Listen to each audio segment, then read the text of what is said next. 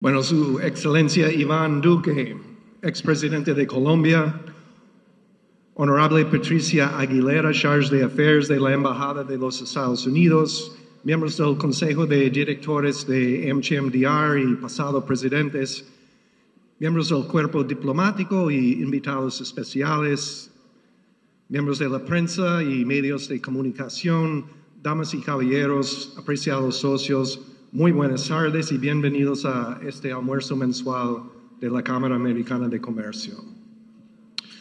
Nos sentimos verdaderamente honrados y complacidos de contar con Iván Duque, expresidente de Colombia, como nuestro orador principal en el almuerzo de este mes. Su liderazgo y visión han moldeado significativamente el panorama económico y político de Colombia, y sus ideas sin duda enriquecerán nuestras discusiones sobre comercio regional, inversión e integración económico. Como un apasionado defensor del desarrollo y la innovación, la perspectiva de Duque sobre cómo fomentar el crecimiento económico en América Latina y fortalecer los lazos con los Estados Unidos se alinea perfectamente con nuestra misión de promover una colaboración más profunda y la prosperidad compartida.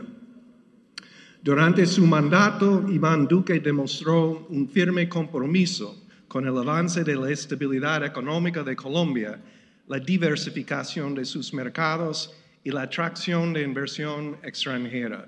Su experiencia enfrentándose a desafíos regionales y globales complejos ofrece valiosas lecciones para nuestra comunidad en la promoción de iniciativas de comercio y inversión.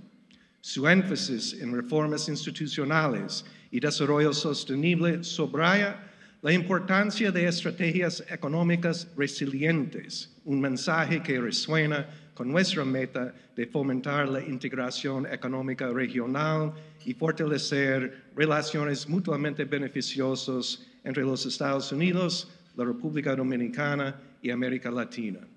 Esperamos una discusión enriquecedora y obtener perspectivas valiosas de un líder tan destacado. Nuestro programa en el día de hoy comienza con el almuerzo y después Francesca Ranieri, presidente de MCMDR, tendrá unas palabras de bienvenida y presentará de manera formal a nuestro invitado, el señor Iván Duque, el expresidente de Colombia. Y tras su ponencia, el presidente Duque amablemente ha aceptado responder a unas preguntas, las cuales yo estaré facilitando. Sin más preámbulo, muchísimas gracias y buen provecho. Excelentísimo señor presidente Iván Duque, expresidente de Colombia. Distinguido señor Víctor Bisonó, ministro de Industria, Comercio y MIPYMES.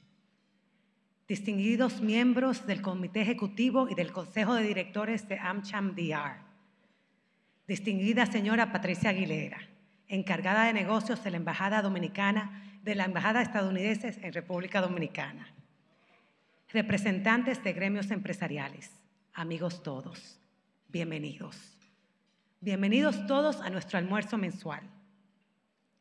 Vivimos tiempos marcados por la velocidad con que cambian las políticas comerciales y por una creciente incertidumbre que desafía nuestra capacidad de anticipación.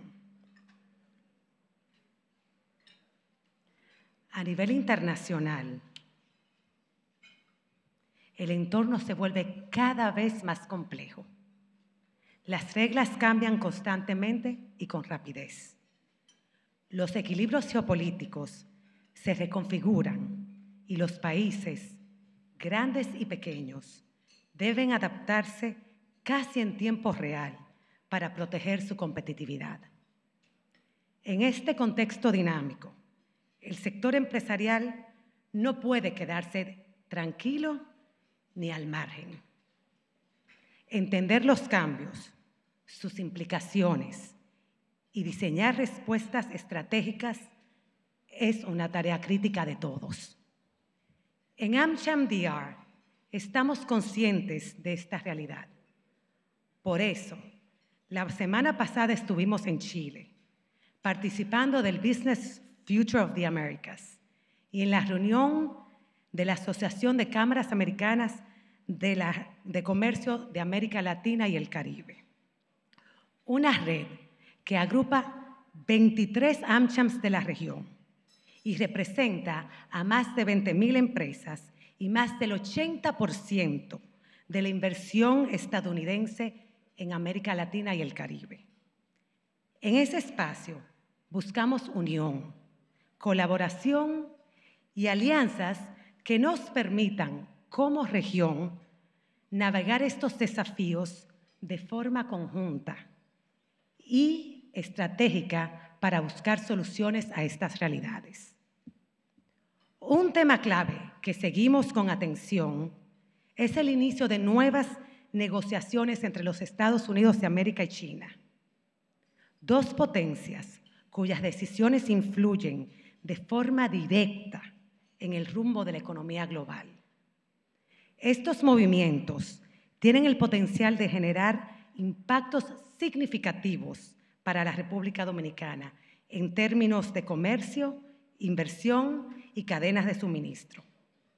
Debemos estar alertas y preparados para identificar oportunidades, anticipar riesgos y actuar con inteligencia en este contexto cambiante.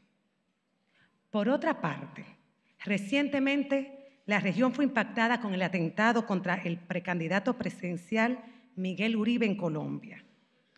Un recordatorio urgente de los desafíos que enfrenta la democracia en Latinoamérica. Defender nuestros valores democráticos, promover la paz y garantizar espacios políticos seguros es fundamental para consolidar el desarrollo económico y social. En ese sentido, aprovecho para felicitar y reconocer a nuestro liderazgo político por dar ejemplo de madurez, priorizando el bienestar nacional por encima de las diferencias partidarias. La fortaleza democrática y la seguridad son también pilares esenciales para el comercio y la estabilidad. Hoy tenemos como orador invitado al expresidente de Colombia, Iván Duque, quien durante su mandato enfrentó grandes retos en un país marcado por más de 50 años de conflicto armado. Abogado, catedrático, escritor y político, dejó durante su presidencia en Colombia un legado tangible en áreas claves como infraestructura, tecnología, educación y conectividad social. Además, mantuvo una relación estratégica con los Estados Unidos, caracterizada por una estrecha cooperación en defensa, migración y la lucha contra las drogas.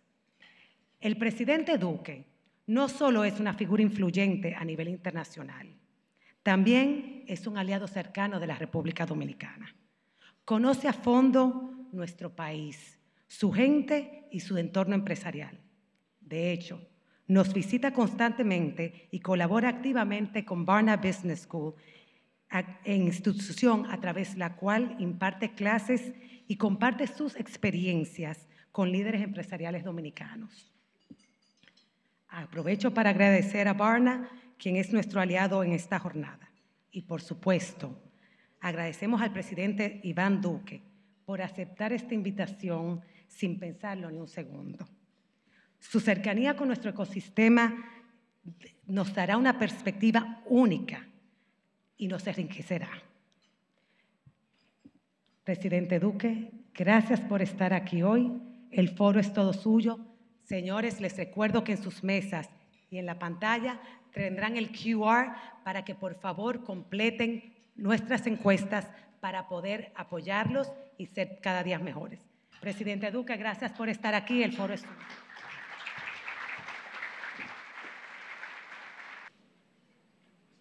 suyo.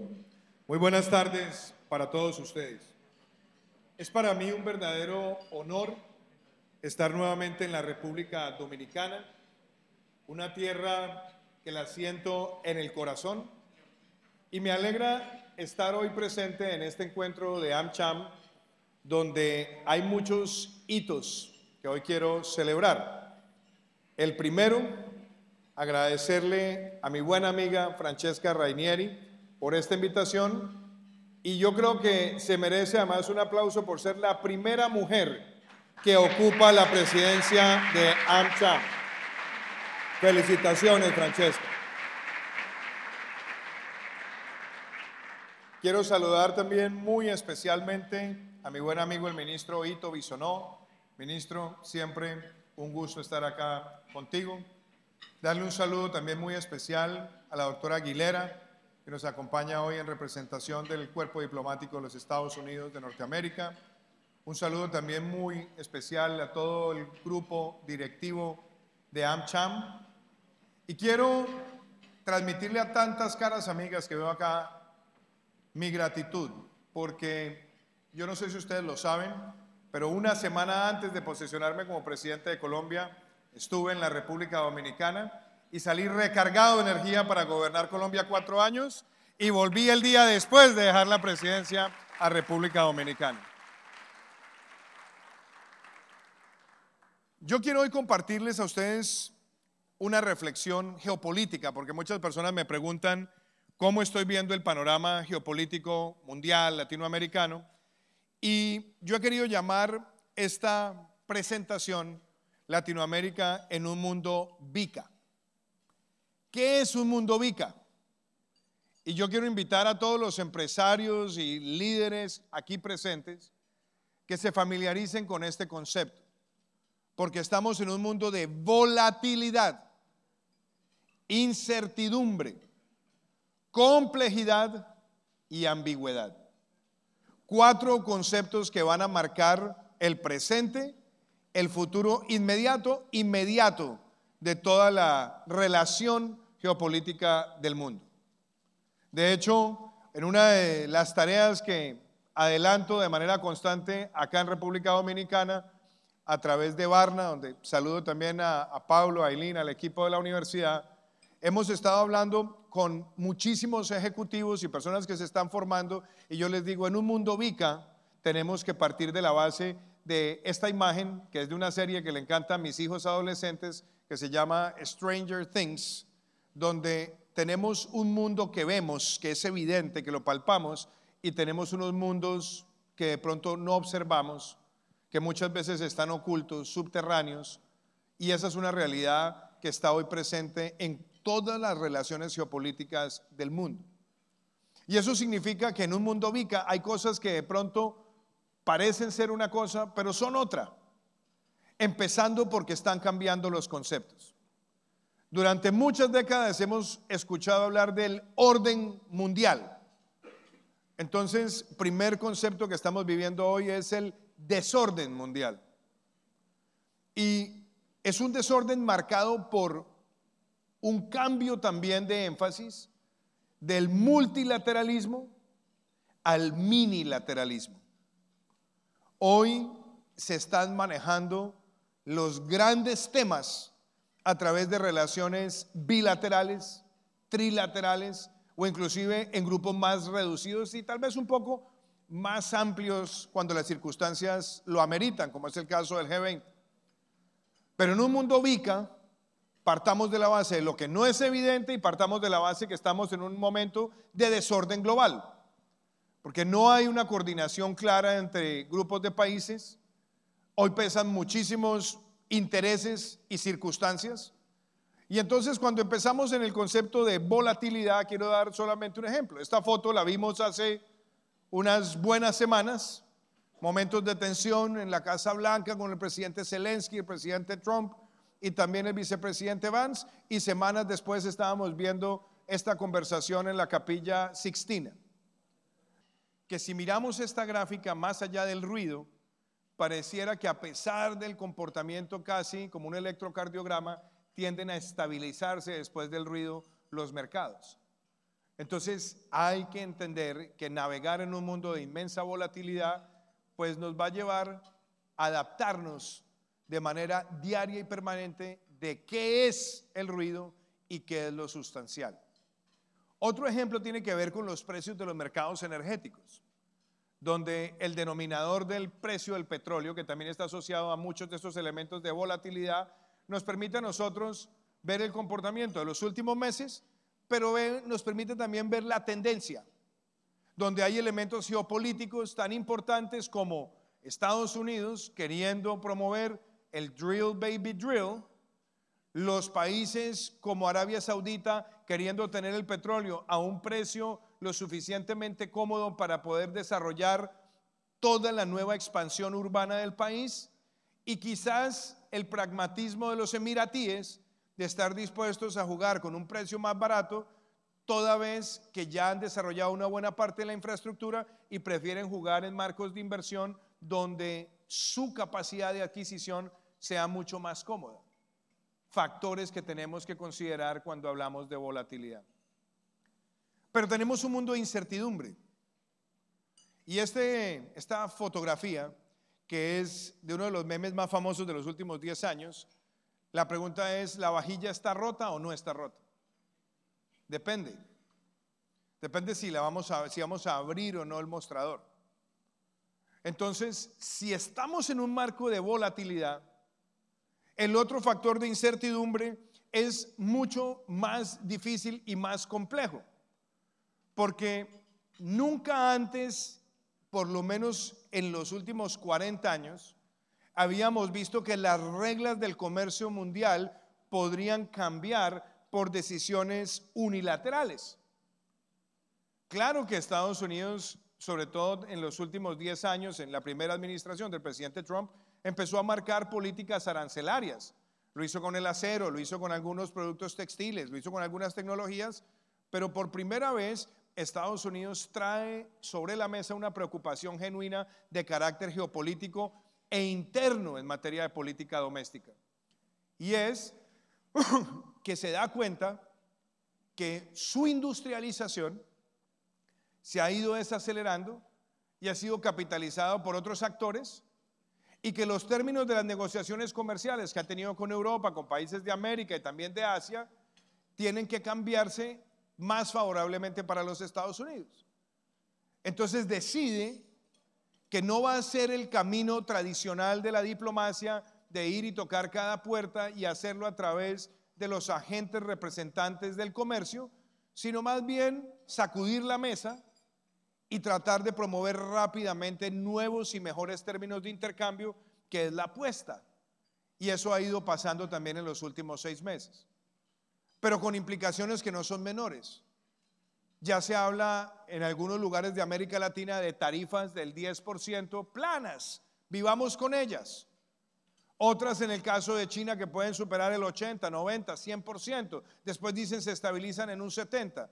Pero lo cierto es que genera tanta incertidumbre que la incertidumbre ha empezado también a golpear localmente en los Estados Unidos, porque esas tarifas las pagan los consumidores norteamericanos.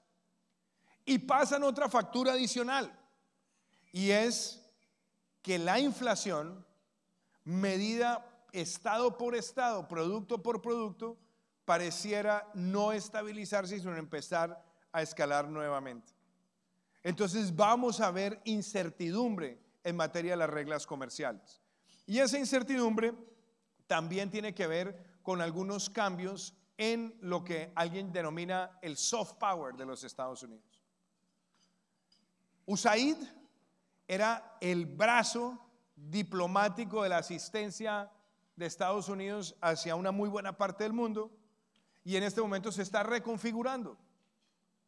Se elimina USAID como la conocemos, se pasan responsabilidades al Departamento de Estado, pero hay hoy lo que se denomina en inglés un defunding de mucha de esa asistencia de poder diplomático suave, que empieza a afectar programas sociales en otros lugares del mundo y que puede ser capitalizado por otros. Pero lo cierto es que Estados Unidos ha tomado una decisión clara en cambiar, digámoslo drásticamente, la forma en la que asigna ayuda internacional. La OTAN, otra apuesta de la posguerra, donde la mayor parte del presupuesto de defensa y la llamada de la emergencia la tenía los Estados Unidos. Estados Unidos ha dicho: yo voy a reducir mi exposición presupuestal con la OTAN. Luego los países europeos van a tener que asumir un mayor costo, una mayor asignación presupuestal, y el solo hecho de que los países europeos tengan que nivelar esa reducción del financiamiento de los Estados Unidos va a llevar a que Europa tenga la mayor expansión del gasto militar desde la Segunda Guerra Mundial, con implicaciones también en la forma en la que se asignan otros recursos de ayuda, otros recursos para énfasis temáticos, y tenemos también unas decisiones de pérdida de confianza por parte de los Estados Unidos en la Organización Mundial del Comercio. Ni qué decir de la Organización Mundial de la Salud o del Acuerdo de París, esa es otra discusión, pero solamente en el plano de las medidas comerciales pareciera que ahí ha cambiado un énfasis. Y ese énfasis en materia de incertidumbre también tiene que ver con otros organismos multilaterales. Una organización de Naciones Unidas que es tan relevante como los miembros permanentes, los 5 miembros permanentes quieran, y particularmente también los Estados Unidos. Hace 2 años, en la Asamblea General, por primera vez en la historia de la organización, que está cumpliendo 80 años, estábamos viendo que no fue Xi Jinping, que no fue Macron, que no fue Rishi Sunak y Putin por obvias razones. Solamente estuvo presente el presidente de los Estados Unidos. Si ustedes se dan cuenta, en los conflictos más recientes, Ucrania, Rusia, las tensiones en el Medio Oriente, los conflictos en el Medio Oriente y recientemente la situación de India y Pakistán, ninguno de los 5 miembros permanentes acudió a las Naciones Unidas para que fuera el canal de resolver esa conflictividad. Se ha manejado más en un ambiente minilateralista. Y ya hay campañas de algunos miembros del sector privado, inclusive de algunos miembros del Congreso, de países que son miembros permanentes, diciendo hay que reducir el presupuesto de la Organización de Naciones Unidas. Entonces es un cambio también de paradigma frente al multilateralismo. El Fondo Monetario Internacional sigue teniendo un peso importante, específico, porque resuelve crisis de balanzas de pagos y nadie quiere salir a resolverla de manera unilateral. Entonces algo de supervivencia tiene ahí. La Organización de Estados Americanos elige nuevo secretario general y es la primera vez que empieza el año sin la asignación regular presupuestaria de los Estados Unidos, porque también hay un cuestionamiento sobre la relevancia de estas instituciones. El Banco Interamericano de Desarrollo, que también ya hoy hace parte de las discusiones de incertidumbre geopolítica. ¿Por qué? Porque por decisiones estratégicas también de los Estados Unidos dice: yo no quiero financiar proyectos donde sean ejecutados por compañías chinas. Y ahora voy a hablar de eso más en detalle. Y en el Banco Mundial también hay una presión muy grande sobre cómo la banca multilateral está prestando recursos para proyectos que están cambiando los balances geopolíticos en favor de empresas chinas en varios lugares del mundo. Eso es un factor de incertidumbre. Y tenemos la tensión de la que escuchamos todos los días, donde quiero precisar algo. Muchas personas dicen: es que volvió la Guerra Fría. Ojo, en la Guerra Fría teníamos unas diferencias sustanciales. Por eso yo prefiero llamar esta conflictividad comercial una paz caliente, más que una guerra fría. ¿Por qué? Nunca la Unión Soviética fue dueña de bonos del Tesoro de los Estados Unidos de Norteamérica. Hoy China es el segundo mayor propietario de bonos del Tesoro de los Estados Unidos después de Japón. Nunca la Unión Soviética fue un socio comercial relevante de los Estados Unidos. China ha sido el principal socio comercial de los Estados Unidos de la última década. Obviamente hace 2 años lo sustituyó México levemente, pero China está ahí, entre el número 2 y el número 1. Entonces son factores que no teníamos en la Guerra Fría, que hoy sí están presentes y que no podemos dejar de lado. De hecho, quiero compartirles algo. La empresa Apple, que es una de las empresas más valiosas del mundo, ha invertido durante los últimos años cerca de $55,000 millones por año en China. ¿Equivalente a qué? Es más grande que si traemos a valor presente neto todo el plan Marshall de la reconstrucción europea. Solamente lo que ha invertido Apple para la producción de teléfonos inteligentes en China durante la última década sobrepasa el plan multilateral de reconstrucción más grande que ha conocido la humanidad. Con una implicación que si se le dijera a Apple, traiga esa producción a los Estados Unidos, el costo de producir el mismo teléfono se puede triplicar. Entonces la sustitución industrial de esas fuentes son muy lentas y son muy costosas, razón por la cual el propio secretario del Tesoro, Scott Bessent, ha dicho que esa guerra arancelaria es insostenible y que hay que buscar mecanismos de entendimiento. Luego, este es un factor de incertidumbre que no podemos dejar de lado, pero también es complejo. Hay elementos de complejidad que yo no quisiera dejar de lado. Si hablamos de incertidumbre y hablamos de volatilidad, la complejidad empieza a cambiarnos paradigmas. Y aquí, por ejemplo, hay dos imágenes que son muy dicientes. Ustedes ven estos dos mapas que están a este costado y ven cómo lucía el año 2000 y cómo luce abajo el año 2024. En el mapa de arriba, todos los países que ustedes ven en azul son los países que tienen como principal socio comercial a los Estados Unidos. Y en el mapa de abajo, 20 años, 24 años después, los países que tienen a China como principal socio comercial. ¿Y por qué ha pasado esto? Estados Unidos fijó una política hace más de 50 años donde había una reapertura política con la República Popular China, una participación en el Consejo de Seguridad, pero el hito comercial importante ocurre en el año 2000 cuando Estados Unidos invita a China a entrar a la Organización Mundial del Comercio y hay una gran promesa de China de irse adaptando a la normatividad comercial global y una invitación de los Estados Unidos para abrirle sus puertas a China, obviamente a cambio de que China le abra sus puertas a los Estados Unidos.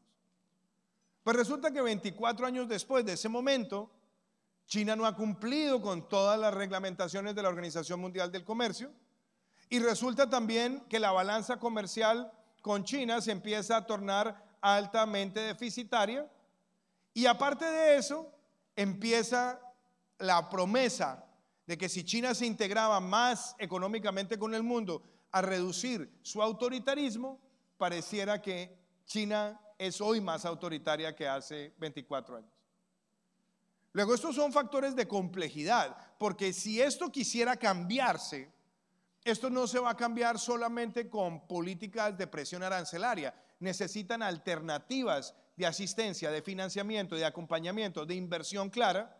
Y los países que tengan la relación mucho más avanzada, más estable y más equilibrada con los Estados Unidos van a ser ganadores netos en esa transformación compleja de una realidad comercial, lo cual en el caso de República Dominicana es una gran oportunidad. Pero vemos también en esta otra gráfica, la que está al otro lado, cómo se está comportando el mundo en la producción industrial, lo cual también es un elemento complejo en materia geopolítica porque China ha ganado la competencia de la industrialización. Ha tenido mano de obra más barata, ha tenido energía subsidiada, ha tenido una serie de apoyos y ha ido sustituyendo la producción industrial que antes estaba más centrada en Occidente. Ahora, ¿eso se puede cambiar? Y si se puede cambiar, ¿cuánto toma? Y si toma tiempo, ¿cuánto cuesta? Pues es algo que si quiere hacerse una transformación abrupta, termina siendo el sur global, entiéndase nosotros, los que vamos a pagar las consecuencias, porque terminaríamos los países del sur global siendo afectados de lo que sería una especie de hijos de padres separados en proceso litigioso. Es complejo, es complejo. Y en ese marco de complejidad, también estamos viendo que en el mundo están cambiando las relaciones en materia de manejo migratorio. Hay hoy en el mundo una tendencia de endurecer las políticas migratorias, las políticas de deportación, las políticas de visado. Luego esto también tiene que ver con la movilidad del capital humano y tiene que ver con presiones que no son menores, inclusive en el mapa que les contaba, porque China puede tener hoy más de 1.100 millones de habitantes, pero en 30 años va a tener 520 millones de habitantes. Va a sufrir la mayor reducción de la población de un país en la historia de la humanidad, y esto tiene consecuencias en términos de PIB, tiene consecuencias en términos de mercado laboral. Luego China ya está empezando a adaptarse a estos cambios, porque si esa reducción es muy abrupta, China va a perder espacio y relevancia como economía dominante, a no ser que tenga una flexibilización migratoria muy atractiva y a no ser que sea profundamente exitoso en la robotización industrial. Si a esto me preguntan qué otro elemento de complejidad le agrego, estamos en un mundo de altísima polarización política en el mundo, de radicalización política en el mundo, donde queremos que los votantes se comporten como barras bravas, donde hay confrontación permanente, donde se busca generar odio de clases y separar a partir de elementos que generan emociones negativas, justo cuando en las democracias occidentales, que se basan en la libertad de elegir, esa libertad de elegir está siendo minada por la cantidad de desinformación que circula y que por manipulaciones algorítmicas lleva a que la animosidad de los votantes empiece a ser mucho más determinante a la hora de decidir quién nos gobierna que el análisis racional de propuestas. Luego esto hace la situación más compleja, porque para un mundo de tanta volatilidad y tanta incertidumbre, la mayor complejidad tiene que ver con el debilitamiento de muchas democracias. Y hay ambigüedad, y la ambigüedad tiene que ver en cómo se manejan ciertos temas, cómo se definen. Y aquí, por ejemplo, hay algo que a mí me llama muchísimo la atención, y es que las tensiones en torno a la migración en el mundo están cambiando las reglas de juego de los mercados laborales. Y si ustedes miran esta gráfica, sí, en Estados Unidos es un tema importante. En Latinoamérica es algo importante, pero pareciera que en Europa es más importante que en cualquier otro lugar, y ya estamos empezando a ver también esa conversación en Asia. En momentos donde hay más de 250 millones de migrantes este año solamente por riesgos climáticos. Luego, la forma en la que manejemos los mercados laborales y llamemos las cosas por su nombre en materia migratoria va a determinar cuál es el nivel de ambigüedad frente a muchas políticas, incluyendo la regulación del mercado laboral. Pero como el objetivo mío no era hacer toda esta narración para que ustedes pudieran pasar rápidamente, disfrutar el almuerzo, a estar en un proceso complejo de digestión estresante, yo quiero hablar de oportunidades, porque en medio de un panorama VICA hay que saber identificar las oportunidades. Y hay unas oportunidades que son regionales, que tienen que ver con América Latina, porque en América Latina nos pasa lo que Gabriel García Márquez decía: nos cuesta celebrar el triunfo. A los latinoamericanos nos cuesta celebrar el triunfo, y a veces nos cuesta reconocer los avances. Hay una frase muy cómica de Mario Vargas Llosa, que en paz descanse, que cuando estuvo en Colombia dijo: en América Latina estamos jodidos, pero nunca hemos estado mejor. ¿Y a qué se refería él con eso?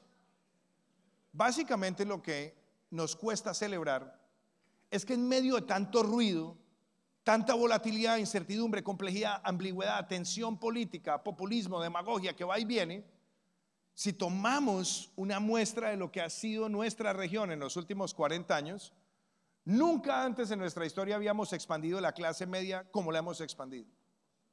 Nunca antes habíamos aumentado la cobertura de educación, de salud, de vivienda, de pensión, como lo tenemos hoy.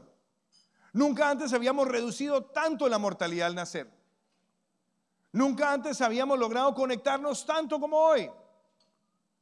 Entonces hay elementos importantes que celebrar, porque a diferencia cuando nos dicen: pero mire lo que ha pasado en otros lugares del mundo, debemos decir: esto ha sido en democracia, con algunas excepciones.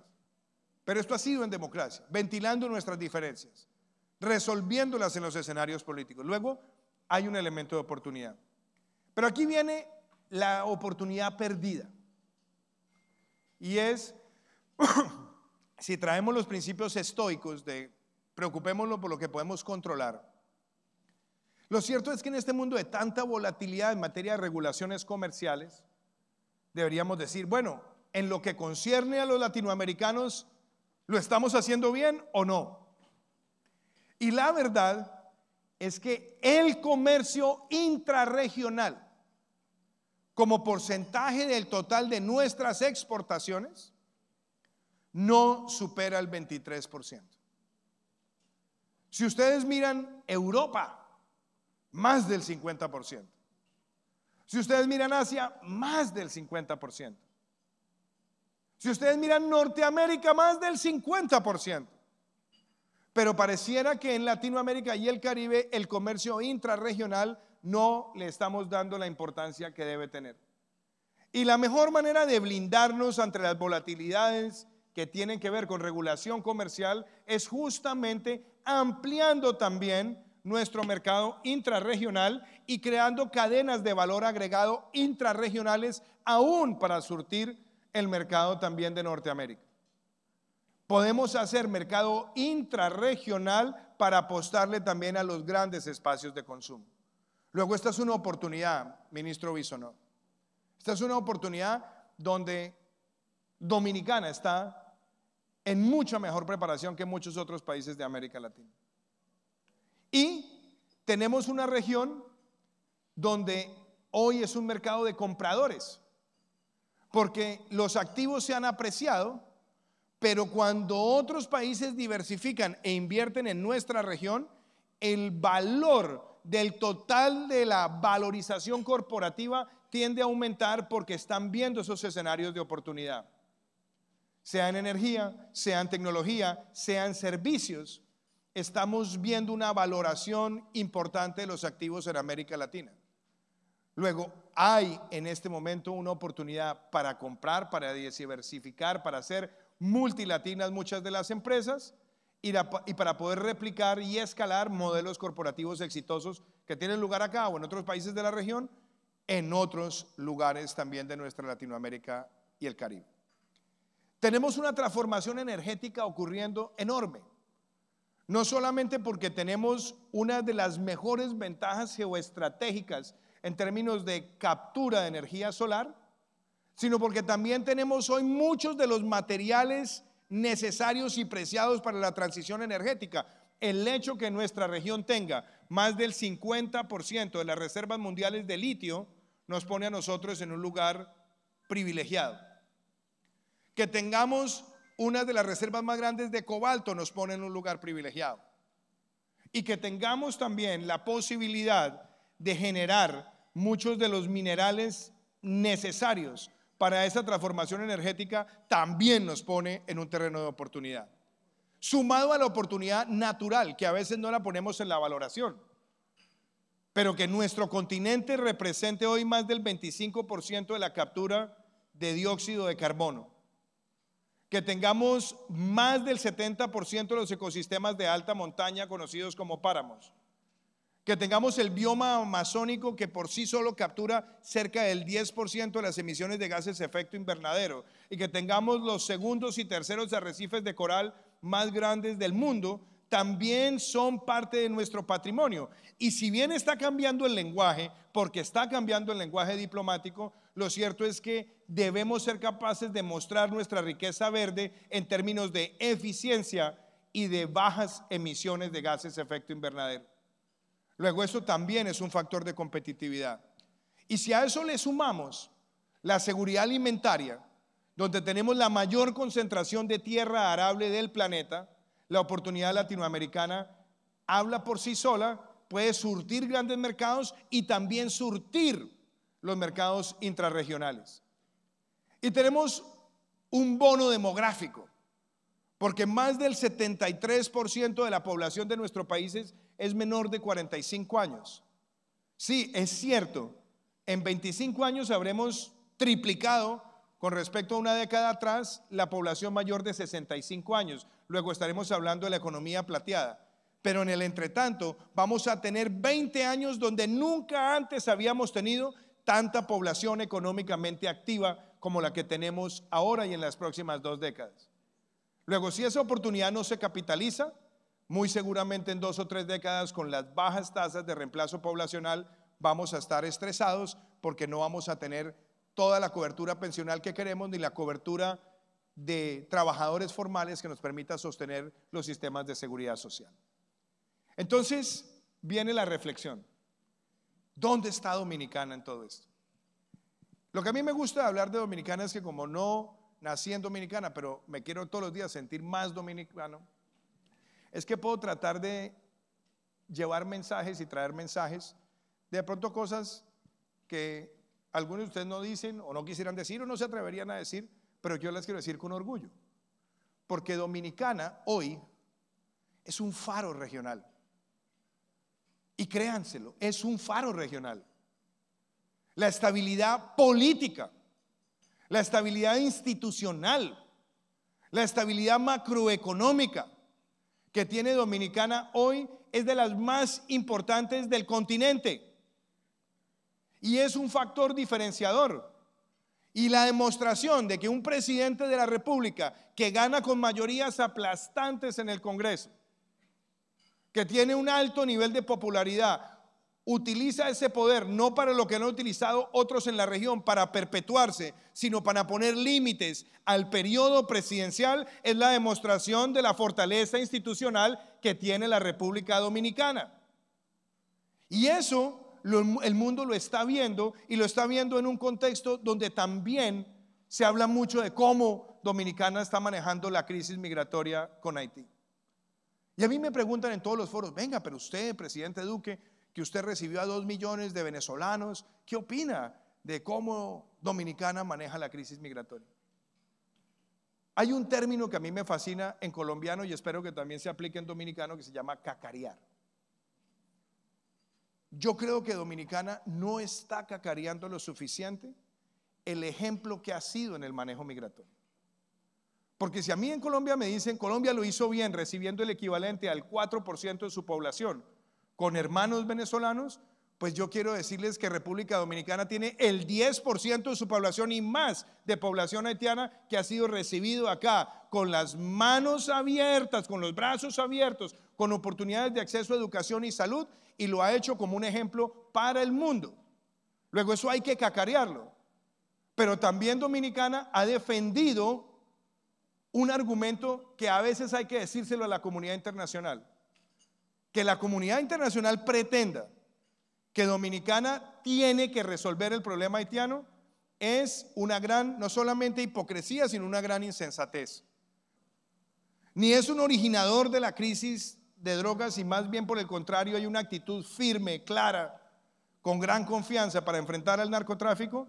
Y en lo que tiene que ver con China, ha logrado manejar a Estados Unidos como su principal socio comercial, tener comercio con China, pero no entregarle la agenda diplomática a iniciativas donde están los paradigmas de la expansión del poderío chino. Entonces eso pone a Dominicana en una posición también muy positiva, y sobre todo de cara a la Cumbre de las Américas que tendrá lugar este año en este país. Y la oportunidad más compleja con todas estas cosas tiene que ver con derrotar la informalidad. Y derrotar la informalidad se logra con el sector privado, con más sector privado, con más inversión. Porque si más personas se insertan al mercado laboral, quiere decir que habrá más personas contribuyendo al sistema pensional, habrá más personas contribuyendo al sistema de salud.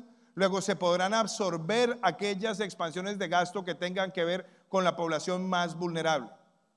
Pero eso no pasa de la noche a la mañana, porque hoy estamos ante una transformación tecnológica en el mundo determinada por la evolución de la inteligencia artificial regenerativa, donde tan solo en los próximos 8 meses vamos a ver casi que la misma distancia en tiempo acortado, en este caso, de lo que fue la primera y la segunda revolución industrial, que tardó 100 años, aquí la vamos a ver en 9 meses. Y empieza en los Estados Unidos. Se van a sustituir empleos, se van a perder empleos y allá va a generarse una gripa. Luego, en los lugares que no estén preparados puede ser una neumonía. Para vencer la informalidad necesitamos actualizar los mercados laborales a las necesidades de hoy, a las generaciones de hoy y a los elementos de formalización de hoy, no a los que les sirven a las élites sindicales, porque ellos siguen pensando en el siglo XIX. Luego, una actualización de las normas laborales con gran flexibilización, atrayendo talento, enfocándose en traer el mejor talento, enfocándose en el bilingüismo y enfocándose en ser un hub estratégico de valor agregado hacia el principal mercado que tiene República Dominicana, es un gana-gana en el tiempo. Donde está además la gran apuesta del turismo. El turismo es algo que a Dominicana lo posiciona ante el mundo, que lo complementa su desarrollo industrial.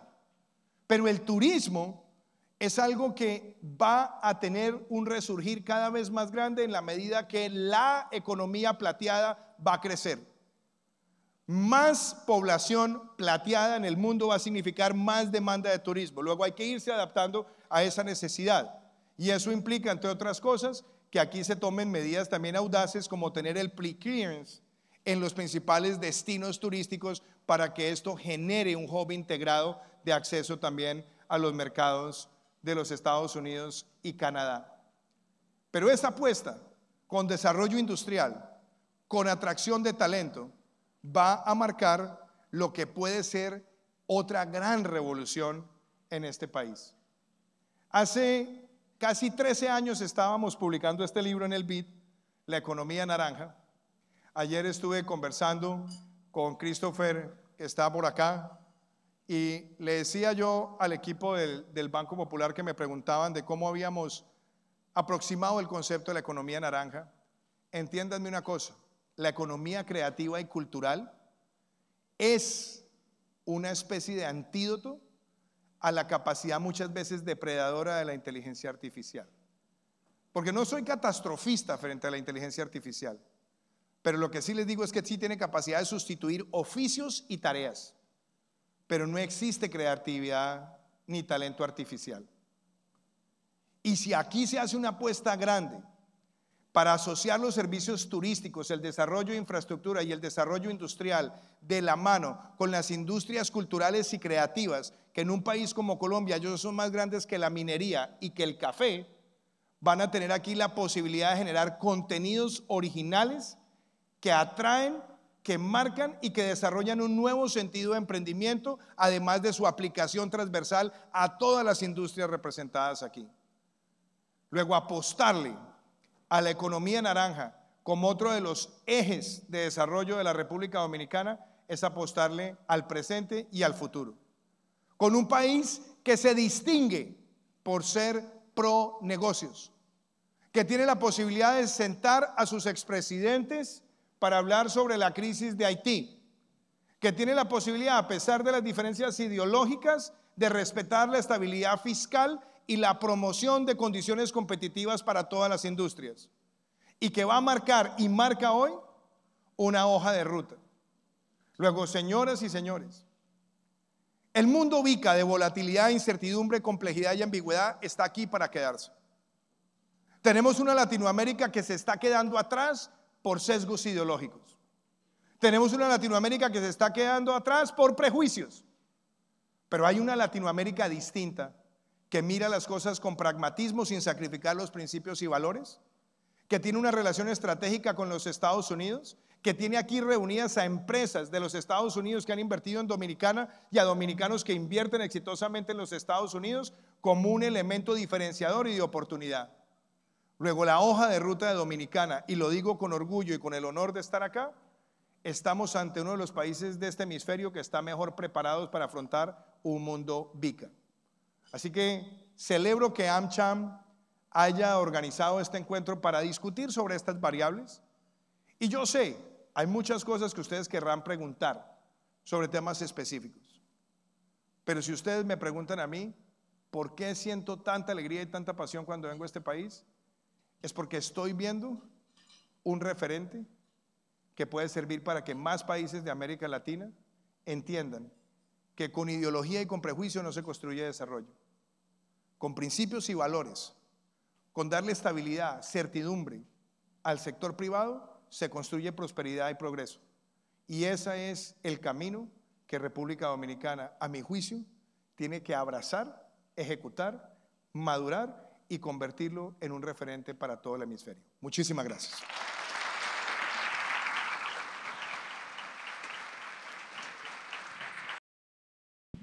Aló.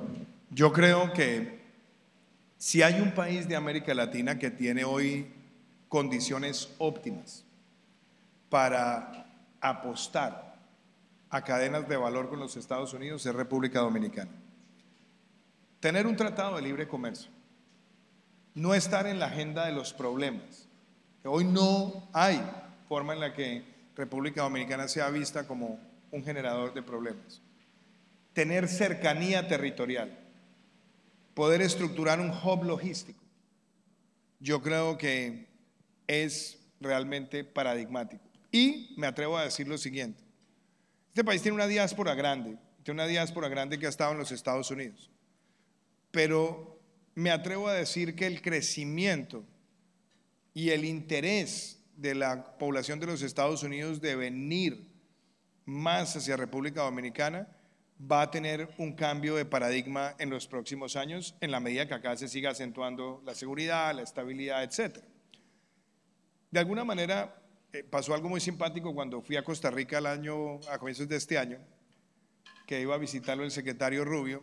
Hablaba con el presidente Chávez que hay más población de los Estados Unidos en Costa Rica que costarricenses en los Estados Unidos. No se les haga raro que en la próxima década termine pasando eso, que haya muchas más personas de los Estados Unidos viendo a Dominicana como un destino de retiro, como un lugar para tener segunda vivienda. Entonces, yo veo hoy un espacio que hay que aprovechar. Creo que el hecho de tener el Tratado de Libre Comercio ayuda, pero también creo que Dominicana tiene una responsabilidad de ampliar también su comercio con el resto de la región. Es la economía colosa del Caribe, tiene hoy la posibilidad también de llevar mucha de su capacidad y su conocimiento y know-how a países como Guyana, que se nutrirían muchísimo de tener inversión dominicana para también abastecer la región Caribe en materia de alimentos y al mismo tiempo también capturar espacios energéticos para reducir el costo de la energía en un país como Dominicana, y eso lo vuelve más competitivo para cadenas de valor agregado. Entonces, soy un creyente que Dominicana tiene que ver esa oportunidad, capitalizarla, sin que eso signifique no dejar de diversificar con el resto de la región. Ese para mí es la oportunidad más clara que veo hoy sobre la mesa. Muy bien. Otra pregunta: asumiendo que Estados Unidos implemente y mantiene aranceles elevados sobre los productos chinos, ¿cuál cree que será el impacto en los flujos comerciales entre China, República Dominicana, América Latina? ¿Deberíamos esperar una oleada de productos chinos, muchos de los cuales están subsidiados, buscando desesperadamente nuevos mercados?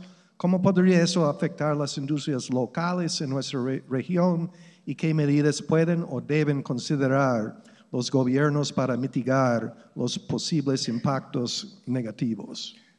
A ver, en esa pregunta yo voy a decir lo siguiente. Estados Unidos está cambiando el paradigma frente a China. Si esta conversación la estuviéramos teniendo en el año 2000, estaría el Congreso de los Estados Unidos en un cumbayé bipartidista y bicameral diciendo vamos a aprovechar la oportunidad de China. Hoy, si uno va a Capitol Hill, se va a encontrar con que es un consenso bipartidista y bicameral ver a China como una amenaza. Y ver a China no solamente como una amenaza, sino con un mensaje muy claro, y es: ustedes no nos van a ganar la carrera por la inteligencia artificial.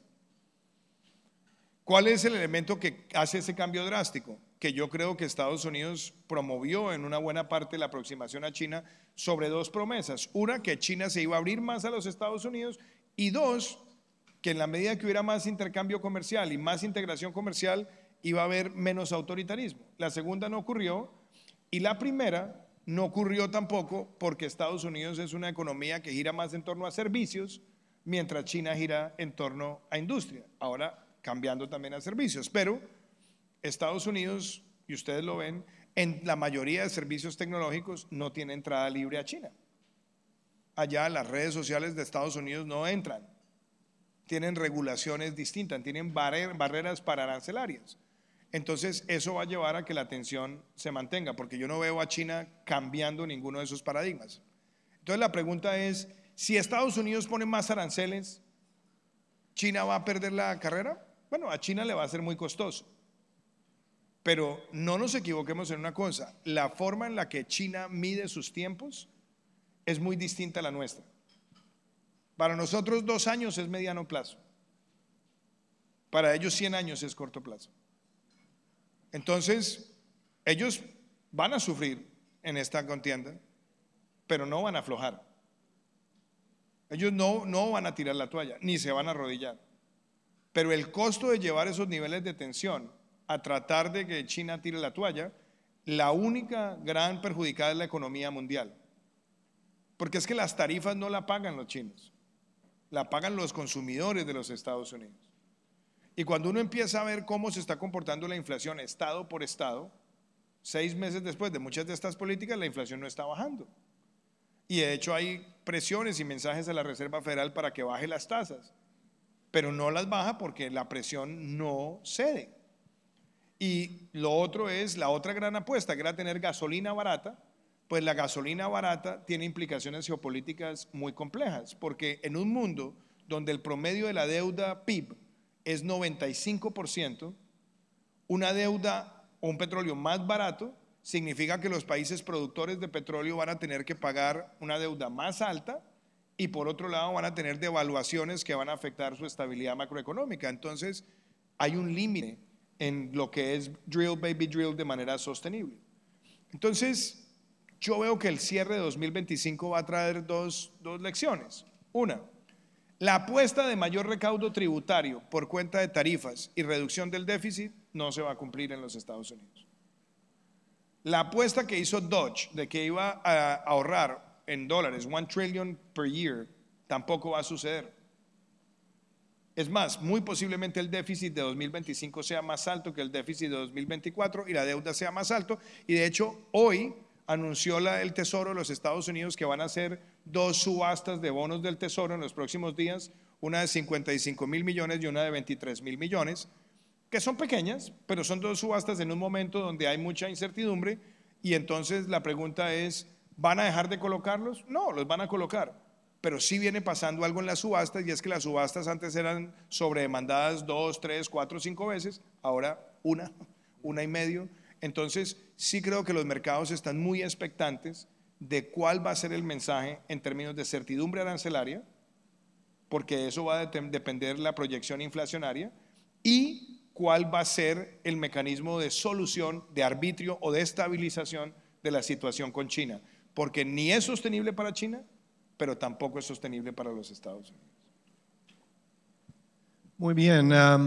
Usted habló mucho de la geopolítica y me parece fascinante cómo la geografía influye no solo en la geopolítica, sino también en la política interna de los países.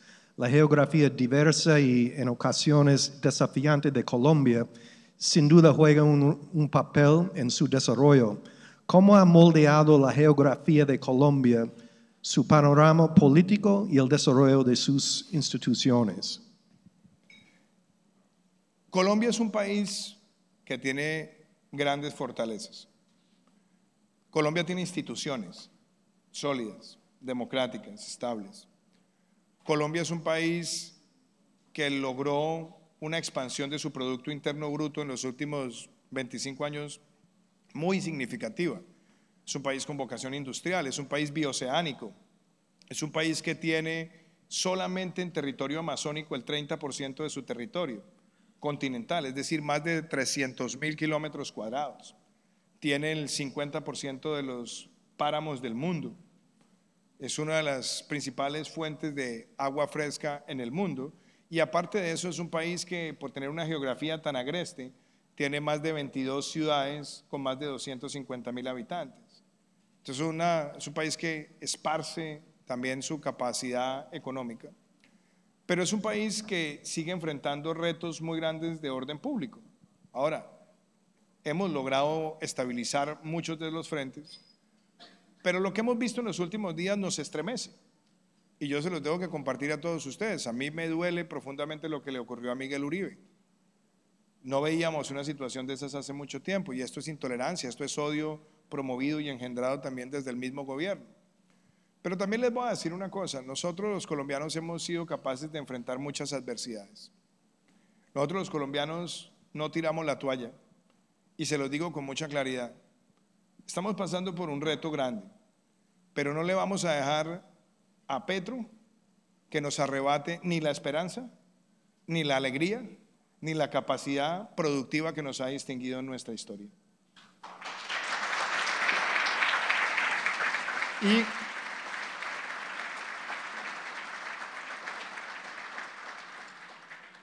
Y ojo, yo soy una persona que siempre he practicado la política con respeto. Yo siempre decía en campaña: a las bajezas altura, soluciones no agresiones. Y yo transité por una campaña presidencial muy difícil, con mucha polarización, y nunca hice un insulto personal a ninguno de mis contradictores. Y tenemos que restablecer esa forma de hacer política. Nadie en América Latina se está preocupando por la calidad democrática. A veces cuando hay amenazas. Y yo uso siempre una frase de este escritor americano David Foster Wallace, que habla de esos dos pescados que estaban en una pecera, y de pronto llega un tercer pescado y les dice: hey muchachos, ¿qué tal está el agua? Se va el pescado y los dos que estaban se preguntan: ¿y qué es el agua? Pero resulta que el agua es el lugar que les permite la vida. Si yo voy a un bar donde hay dos emprendedores hoy y les pregunto: ay muchachos, ¿qué tal está la democracia? Me van a mirar a qué se refiere. Porque la democracia pasa lo mismo que con el agua. We take it for granted. Creemos que ahí está, pero cuando se ve amenazada salimos a recuperarla. Y yo creo que más allá de que hay que dejarle a la gente tener la libertad de elegir dónde se ubica en el plano de las ideas y de las propuestas, el sector privado que tenemos en América Latina tiene que ser determinante en llamar a la reflexión sobre la calidad de la democracia. Porque el agua que le permite a los empresarios ser exitosos y prósperos es la democracia. Es la libertad de asociación, es la libertad de emprendimiento, es la libertad de expresión, es la libertad de soñar y producir. Y no podemos dejar que nadie nos las venga a quitar. Dominicana hoy es un faro. Y entre más faros somos, más hay que tener siempre el ojo avisor para alertar cualquier amenaza que quiera romper esa estabilidad institucional. En Colombia hemos pasado por momentos difíciles, pero yo hoy se los digo: vamos a promover que tengamos una coalición donde lo que nos una sea sacar nuestra democracia adelante con ese espíritu empresarial que nos ha distinguido. Y eso lo pongo como referente porque en nuestra América Latina el reto más grande que tienen los empresarios hoy es participar activamente en esta conversación. Muchas veces los empresarios me dicen: es que a mí no me gusta meterme en política, pero es que a la política sí le gusta meterse con los empresarios. Entonces necesitamos empresarios que tengan esa capacidad de defender la democracia como el agua que les permite sobrevivir, crecer y ser exitosos. Bueno, y una última pregunta. Usted habló muy claramente sobre la situación en Haití, todo lo que República Dominicana ha hecho y la importancia que la comunidad internacional hace algo más. Pero ¿cómo asegurar que eso sucede? ¿Qué podemos hacer como país para convencer a la comunidad internacional la necesidad de hacer más allá? Porque parece que hay un Haiti fatigue y que la comunidad internacional no le interesa. Yo tengo una experiencia de haber estado casi 12 años de mi vida en la banca multilateral, de haber visto muchas cosas en el terreno y de haber estado, visto y observado lo que pasa en Haití. Entonces, ¿qué ha hecho Dominicana? Lo que humanamente puede. Pero a mí muéstrenme otro país del mundo donde en las circunstancias de tener un país fallido al lado de un país que es hoy un faro de estabilidad, que tenga el 10% de su población del otro país. Son muy escasos esos casos en el mundo. Y fuera de eso, que estén hoy en el mercado laboral, que estén en la seguridad social, que estén en la educación. Entonces, cuando a mí mucha gente me pregunta, oiga, pero usted que hizo tanto por los hermanos venezolanos, ¿cómo no se estremece? No, es que ustedes no saben la historia de lo que Dominicana ha hecho. Pero es que la capacidad de Dominicana de absorber más ese problema ya va en detrimento de su propia estabilidad. Y entonces la comunidad internacional no puede seguir creyendo que los temas de Haití son de temporada, que son estacionales.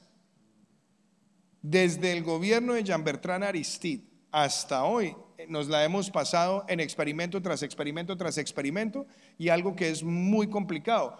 Cuando llega la intervención de la comunidad internacional, eso pareciera un desfile de modas de chalecos, donde están los de la Agencia de Cooperación sueca, francesa, alemana, japonesa, coreana, cada uno con su propio proyecto, con su propia forma de hacer un proyecto, todos proyectos pilotos, pero no resuelven los problemas estructurales que tienen que ver con la estabilidad institucional, con la seguridad y permitiendo el imperio de la ley.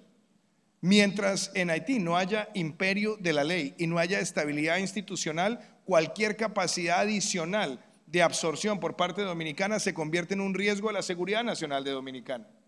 Y eso hay que decírselo al mundo, sin hipocresías. ¿Por qué? Porque creo que Dominicana tiene la legitimidad moral de decir, aquí tenemos un 10% de población que es haitiana y que las hemos recibido mejor que muchos otros lugares del mundo. Y esa política tiene que ayudar también para que Dominicana sí le llame a la comunidad internacional a decirles, señores, si van a venir a Haití, vengan y quédense en Haití.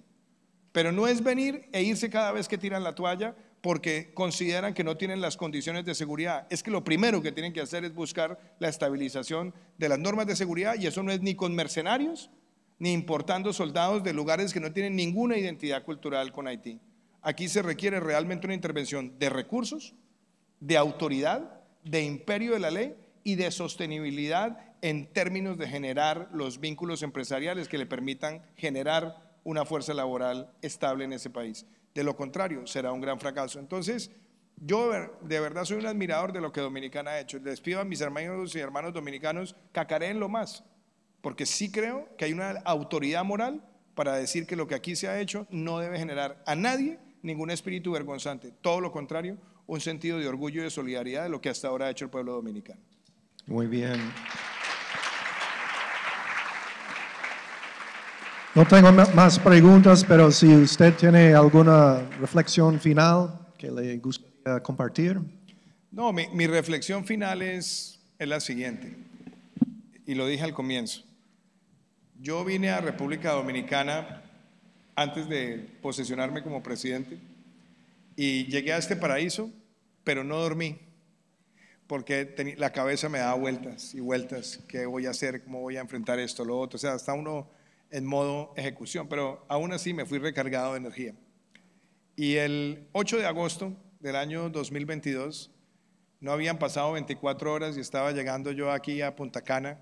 Estaba Francesca justamente esperándome, después Frank Elías, Don Frank, Aide, toda la familia Rainieri, que les tengo un cariño inmenso. Y aquí empezó para mí una nueva etapa de la vida, una etapa de academia, una etapa en lo empresarial, una etapa también en la literatura, en cosas que he estado escribiendo. Y yo les puedo decir una cosa, yo cada vez que vengo a este país me siento en casa. ¿Y por qué me siento en casa? Porque esta es una tierra que no solamente es el origen de nuestro nuevo mundo, para utilizar esa frase, sino es un lugar donde se suma la calidad humana, la calidad de vida y un ambiente que hace sentir paz, tranquilidad y prosperidad. Yo espero que más latinoamericanos tengan la posibilidad de ver este faro. Cuiden este faro. Dominicana tiene que sentirse hoy grande, verse grande. En muchas épocas donde había estabilidad en México, en Colombia, en Chile, en economías más grandes, se miraban las economías más grandes, pero Dominicana seguía ahí, dándole exitosamente. Hoy es cuando más se nota el faro que es este país. Y si se hacen todas las reformas para acentuar, traer el capital humano, entrar a las cadenas de valor, convertirse en una integración de turismo, industria, creatividad y también sostenibilidad, yo creo que Dominicana va a romper todos los techos de cristal que se puedan pensar. Y mi mensaje también para todos los empresarios aquí: yo tengo inmenso cariño por el presidente Abinader, amistad por él y por Raquel. Y me gusta cuando veo a un presidente que quiere ser un buen gerente, que quiere gerenciar, que quiere estar promoviendo el cambio. Y yo creo que hoy Dominicana tiene también que valorar ese gobierno que tiene. Cuando yo veo amigos como el ministro Bisonó, con el que me reúno y me dice: estoy yendo a conquistar tal mercado, estamos yendo con las misiones de empresarios dominicanos, veo un país que está rompiendo techos de cristal. Entonces, mi mensaje final es: sigan creyéndoselo, y aquí contarán siempre además con un soldado de esta causa, y espero que como un dominicano adoptivo con inmenso afecto por todos ustedes. Muchísimas gracias. Bueno, muchísimas gracias al presidente Duque.